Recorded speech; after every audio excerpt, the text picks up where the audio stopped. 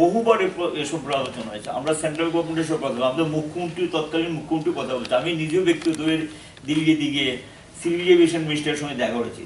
পরিষ্কারভাবে বলেছে যে এটা আন্তর্জাতিক বিমানবন্দর হওয়া উচিত, নীতিগত প্রশ্ন কিন্তু তখনই একমত হয়েছে। কিন্তু এবং চিঠিও আছে, নীতিগত এবং চিঠিও আছে।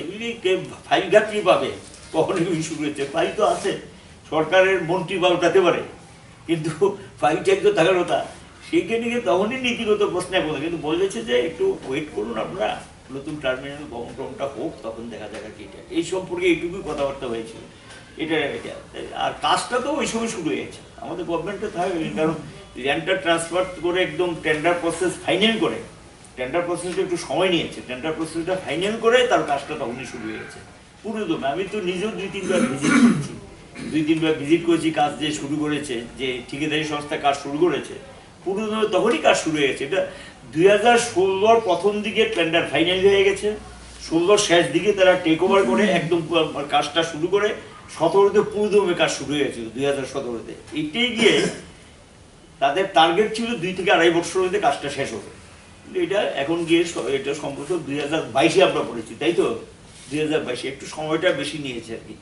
এবং যাই হোক, এখন উদ্বোধন হচ্ছে, তো ভালো, রাজ্যবাসী এটা ব্যবহার করবেন, নতুন একটা টার্মিনাল ভবন পাচ্ছে, এটা ওয়েলকাম। এই যে মানে চালু যে হতে যাচ্ছে, দেরিতে হলেও চালু হতে যাচ্ছে, এটা নিশ্চয়ই এটা আমরা স্বাগত জানাবো। এটা শুরু হচ্ছে। আচ্ছা, এর পেছনে কি আপনারা মনে করেন যে পূর্বের সরকারের কৃতিত্ব নাকি বর্তমান সরকারের? এই যে ইন্টারন্যাশনাল এয়ারপোর্ট হচ্ছে সেটার পেছনে কৃতিত্ব তো আমি শুরুতেই বলেছি, কৃতিত্ব হলো রাজ্যের জনগণের।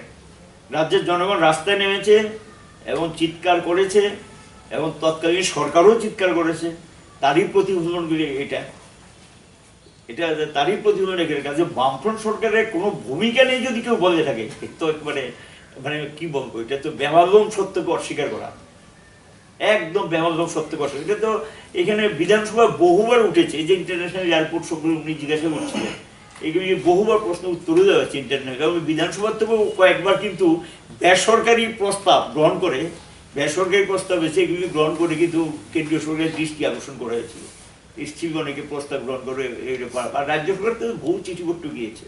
যাই হোক, আমরা চাইবো এখন ইন্টারন্যাশনাল, এখন তো সব কিছু ঠিকঠাক, এটাকে ইন্টারন্যাশনাল এয়ারপোর্ট হিসেবে ডিক্লেয়ার করবো।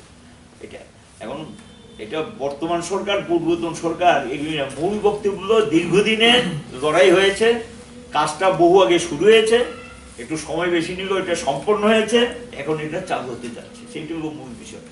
এটা এখন যদি কাউকে কেউ দোষারোপ, কেউ কৃতিত্ব, এই জায়গায় আমি যেতে চাই না। আমি বলবো এটা মূলত এই যে ধরুন যারা জমি দিয়েছে তাদের কাছেও কৃতজ্ঞতা জানাচ্ছি, একটু সময় নিয়ে। কিন্তু ওরা তো জমিটা না দিলে কি এটা হতো? কারণ তো জমিটা দিয়েছে, শেষ পর্যন্ত বুঝিয়ে টুঝি, তার জন্য তো কারো বাড়িঘর ভাঙতে হয়েছে, ড্রজার ব্যবহার করতে হয়নি যে বাড়িঘর গুড়িয়ে দেবো, ড্রজার সম্ভবত আমার যা মনে পড়ছে সব চলে গিয়েছে, 4টা বাড়ি যাবে না, একেবারে ফার্ম ডিসিশন নিয়ে বসে আছে। তাদের জন্য প্রায় 6 মাস আমাদের ওয়েট করতে হয়েছে, 6 মাস। প্রশাসন থেকে তখন বলেছিল যে ভেঙে দিই, আমরা বলছি না, বুঝিয়ে বলো। শেষ পর্যন্ত তারা বাকিরা যখন ওইখানে গিয়ে মানে দেখছে যে ভালো ফেসিলিটি পেয়েছে, এবং সরকার যেগুলো প্রতিশ্রুতি দিয়েছে সব কটা প্রতিশ্রুতি সরকার রক্ষা করে, তখন কিন্তু ওই 4টা পরিবার ওইখানে চলে গেছে। কাজে ফোর্স অ্যাপ্লাই না করে একটা কাজ আমরা সম্পন্ন করেছি।